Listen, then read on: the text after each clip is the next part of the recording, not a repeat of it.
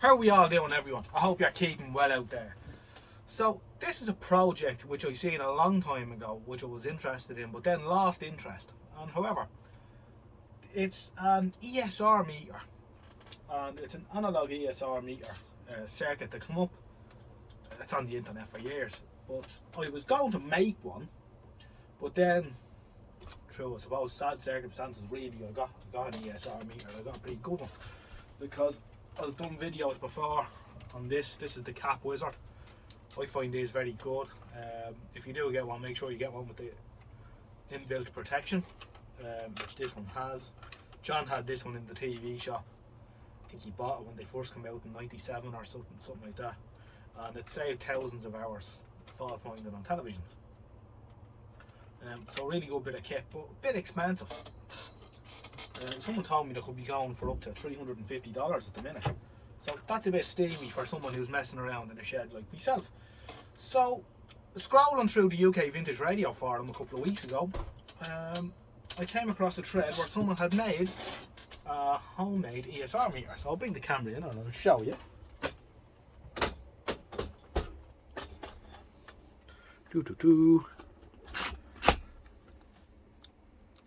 Now, I don't know how this is going to work, but we'll try this. Ooh. Alright, so there it is, the UK Vintage Radio forum on my computer. Anyway, we went down in here into homebrew equipment, and we went down to Dave_N_T, and it says another ESR meter. And he's after making a ESR meter here, a circuit diagram on the internet, and it's very simple. He's knocked it together with a bit of crap that he's had lying around his shed, and it runs on a 1.5 volt battery. So I clicked on the link that he kindly put up, and this came up here. Simple ESR meter, and there's the circuit diagram there.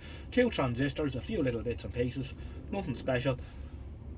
Anyone who's into any sort of electronics will have most of this stuff at hand, and I do. And all those years ago I kept this.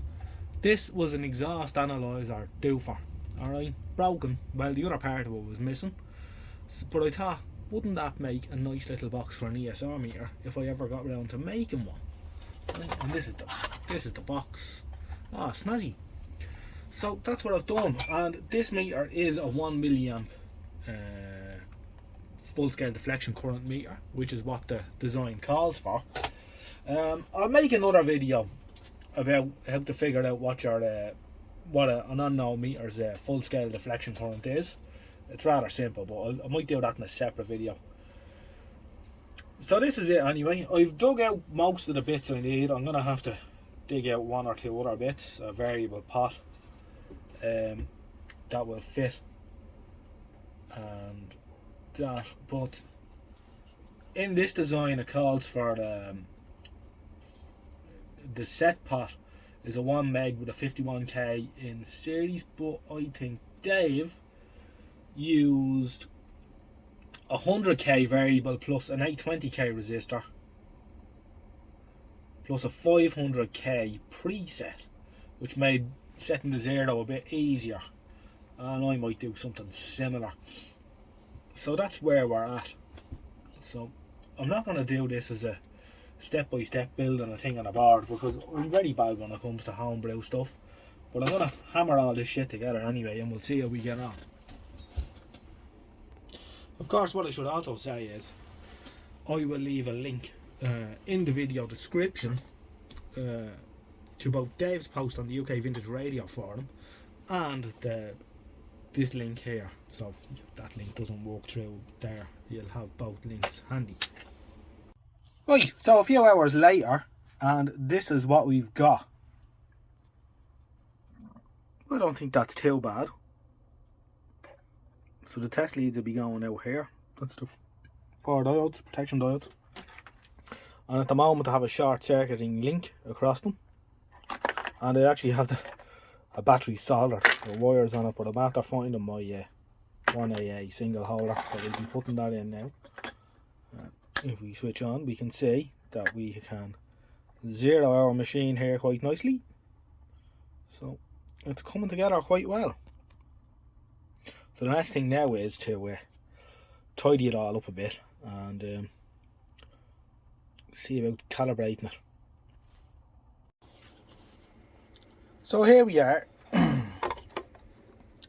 This is more or less the finished product. There's probably a little bit of tidying up to do, but it's all there in the square. We've the two test leads coming out the side. These are two cheap multimeter leads which we repurposed for this machine. So the thing to do now is to get a few low value resistors and start marking off the scale. I'm not going to turn the scale yet. I'm just going to mark it off roughly on this scale. But going forward, we'll undo these screws and flip it over and put our own scale on there. But for now, I just think I'll mark it off on the scale as it is. So, glass off, and I'll go and find a few low value resistors. Right, so here we have an 8.2 ohm resistor, and we'll measure that on the fluke just to see how close it is to its 8.2 ohms.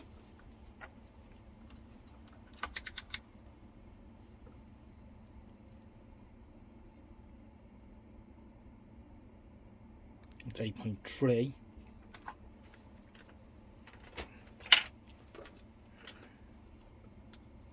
He's pretty much bang on the zero there. The camera is at a slight angle to it. Now of course this is never going to be, you know, a laboratory standard instrument. However, it will give a no-go.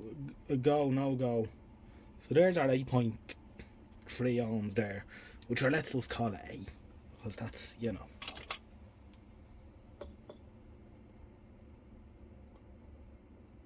A. Alright, so there's 8 ohms there. Now, 6.8 ohm resistor. Let's see if we can find something a bit lower actually.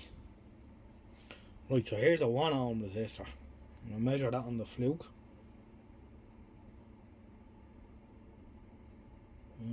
Allowing for the leads. Well, let's actually, we're getting real accurate here now. Let's rel the leads out as well.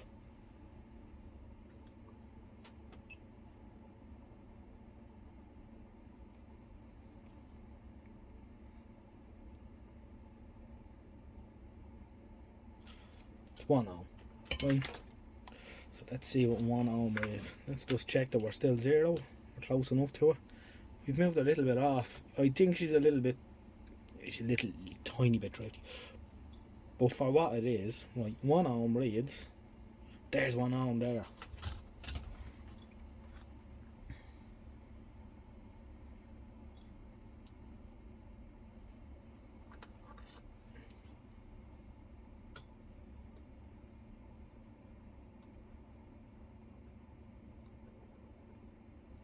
One ohm.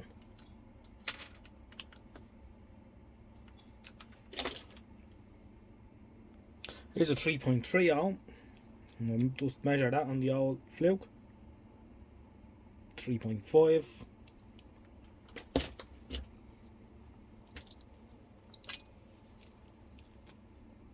Yeah, we're still near enough zeroed.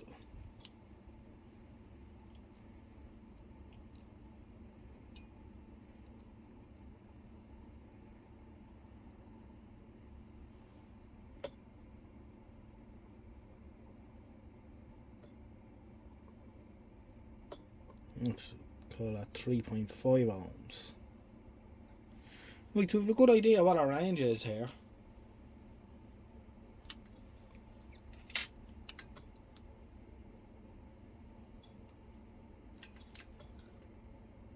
Now, let's see how the two of them compare together. The very expensive one on the left, and the one I knocked together with bits of shit in my shed for nothing. They're both switched on. So the first one try here is a 10 microfarad 160 cap. Now I know this is good, but being such a low value, it will give a fairly high ESR reading. We generally expect them to be around sort of between 2 and 3 ohms equivalent series resistance. So let's just see what it reads. Am I zeroed first? I am. and sure enough 3 ohms. Okay, let's try the same cap on our old machine here that we've just knocked together. We're more or less zeroed there. I think we'd be happy enough with that.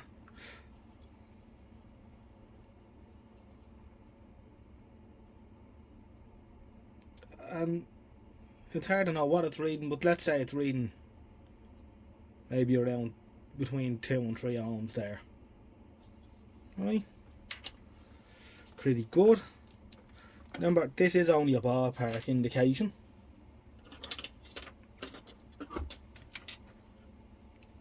Next one is a little small 25 volt, very old, probably not the greatest in ESR terms, I'd say, but probably okay. 220 microfarad electrolytic. Sonic, ooh, swish. Try him on the cap wizard first, and yeah, that's okay. Probably about half an ohm or thereabouts. Equivalent series resistance. And we'll try him on this lad. Are we still zeroed? We are.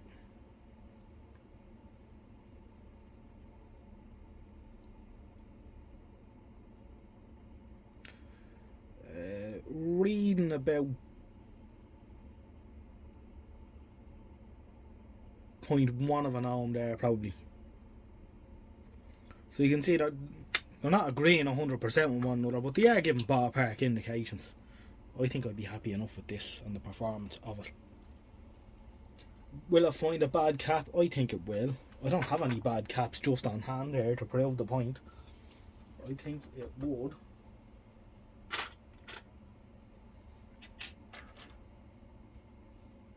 Let's just try this actually to see if he's still accurate. We know the 1 ohm resistor reads on this. What will a 1 ohm resistor read on our cap wizard? About 1.5. Just to check now. I hope this hasn't drifted too much since I marked the scale. Yep, bang on 1 ohm. This one might have gone a little bit out of calibration, but it did live through a fire. So that's pretty much it. I don't know what else to say.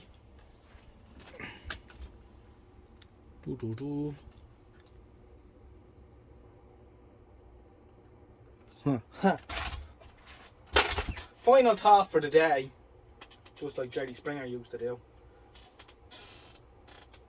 If you need an ESR meter and you have a few bits in your shack, I'd recommend this project. I put in a couple of hours on this wet Sunday afternoon here, so well worth it. And I will leave the links in the description. Thanks for watching, and I'll catch you again in the next one. All the best for now.